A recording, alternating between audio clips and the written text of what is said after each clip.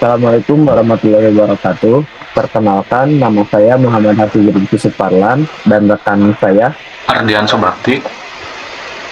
Pada kesempatan kali ini, saya akan mempresentasikan proyek yang sudah kita kerjakan pada mata kuliah struktur data ini demi memenuhi tugas ujian tengah semester.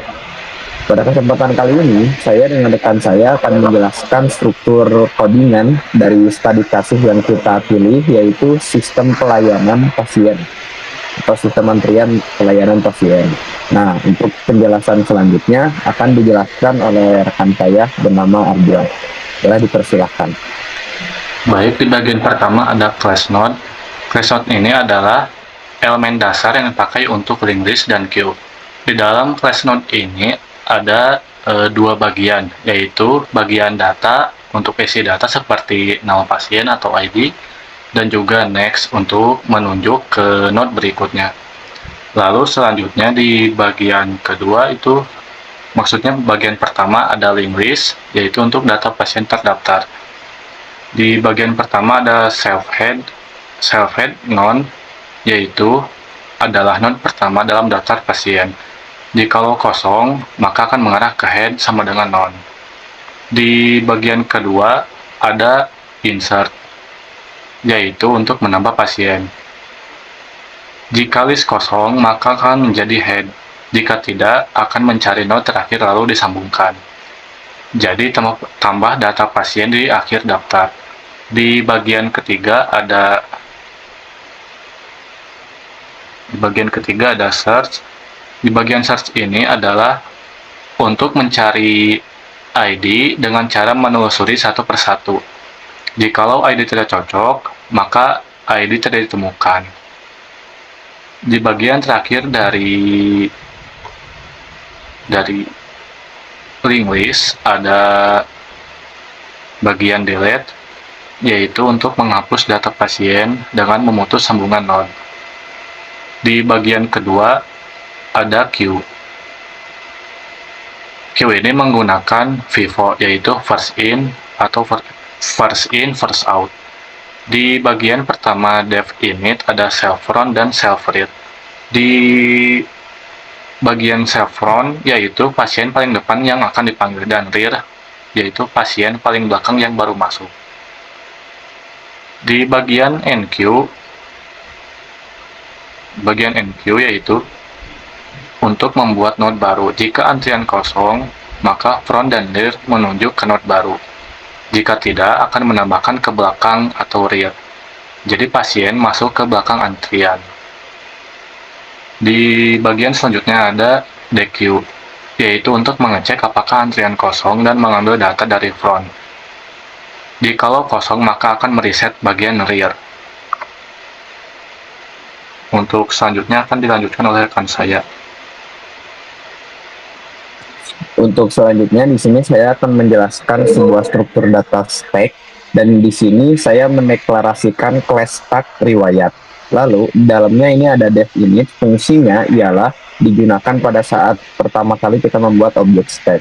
Nah, untuk self top sama dengan non ini awalnya tumpukan dianggap kosong. Nah, self top adalah petunjuk atau pointer.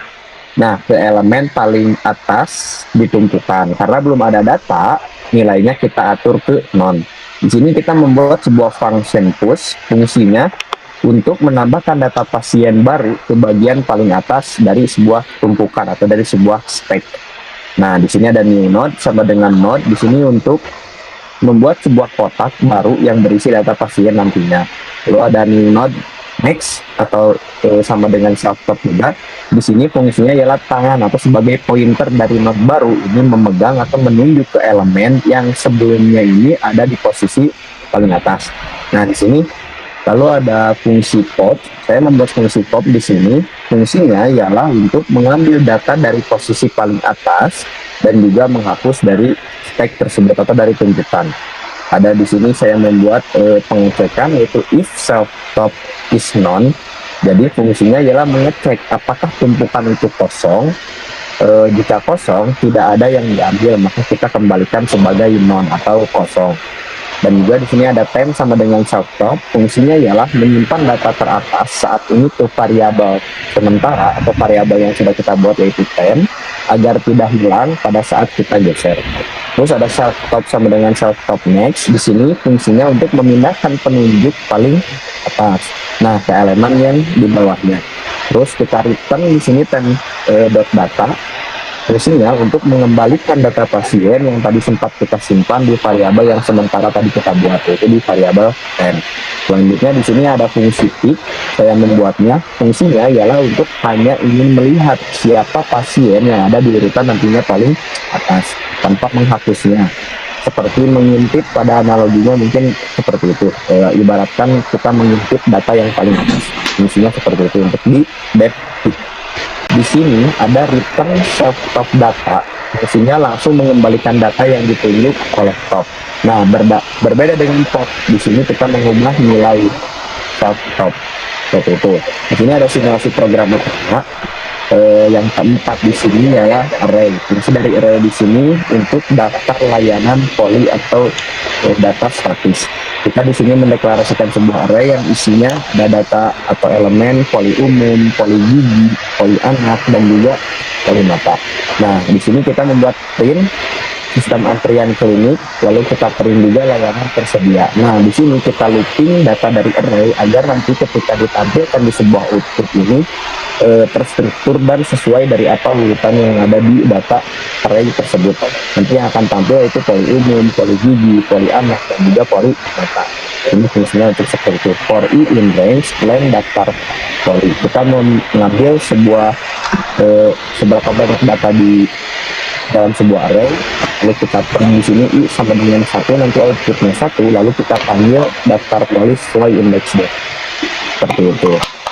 Lalu di sini ada inisialisasi struktur data yang akan dijelaskan oleh rekan saya. Persilakan. Di bagian inisialisasi struktur data, ada variabel DB pasien, yaitu untuk menyimpan data pasien link list. Variabel antrian umum untuk menyimpan antrian pasien Q, dan riwayat panggilan untuk menyimpan riwayat, yaitu stack. Di bagian skenario 1, input data pasien, yaitu menambahkan 3 pasien ke dalam link list dengan urutan yang pertama Budi, Siti, dan Andi. Di bagian skenario kedua, yaitu pasien memasuki antrian dengan bagian paling depan yaitu Budi, Siti, dan paling belakang yaitu adalah Andi. Selanjutnya akan dijelaskan oleh Hafid. Oke.